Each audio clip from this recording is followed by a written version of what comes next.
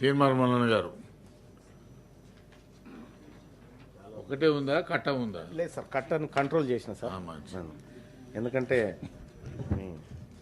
మీరు మరొకసారి అవకాశం ఇవ్వడం కోసమైనా ఇప్పుడు కొద్దిగా తగ్గించుకోవాల్సిన అవసరం ఉంది సార్.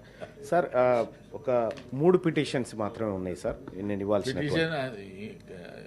సబ్జెక్ట్ చదవండి. Yes sir. ఒకటి సార్, గౌరవ మంత్రివర్యులు నిజంగా మా ఉమ్మడి నల్గొండ జిల్లా మంత్రివర్యులు గతంలో భువనగిరి ఎంపీగా పనిచేసినటువంటి రాష్ట్ర మంత్రివర్యులు ఇక్కడ ఉన్నటువంటి వెంకటరెడ్డి సాబ్కి డైరెక్ట్గా చెప్పేటువంటి అవకాశం దొరికింది నాకు ఇవాళ.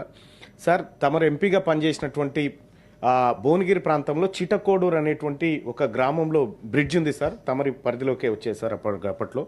ఆ బ్రిడ్జ్ 4 దశాబ్దాల క్రితం లో లెవెల్ బ్రిడ్జ్ కడితే ఇవాళ వర్షం వస్తే అక్కడి గ్రామాలు అక్కడే, ఇక్కడి గ్రామాలు ఇక్కడే సార్.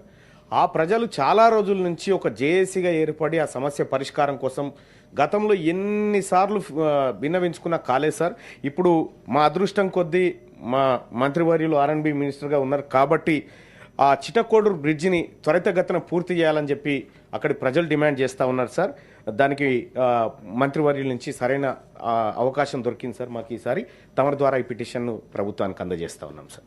ఇక రెండో అంశం సార్, కీసర యాదాద్రి పుణ్యక్షేత్రం ఏదైతే ఉందో సార్, దానికి భువనగిరి వయా పోవడానికి రద్దీ ఎక్కువ కావడంతో కీసర, బొమ్మల రామారము, ఆ తర్వాత తుర్కపల్లి, మాదాపురం, చీకటిమాడి మీదుగా పోయేటువంటి ఒక రహదారి ఉంది సార్. సో ఆ రహదారి విస్తరణ కోసం గతంలో కొద్దిగా ఏదో చర్యలు చేపట్టినట్టు అనిపించింది సార్, కానీ అది ఎక్కడికక్కడ ఆగిపోయింది సార్.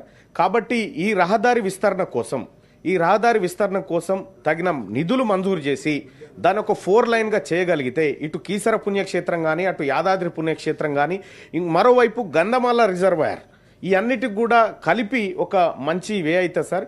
కీసర నుంచి తుర్కపల్లి వరకు డబుల్ రోడ్ను శాంక్షన్ చేసి సో దాన్ని విస్తరిస్తే కనుక మీరు నిజంగా ఈ ప్రాంతానికి ఒక అన్నం పెట్టిన వాళ్ళు అవుతారు సార్. ధన్యవాదాలు సార్. ఓకే.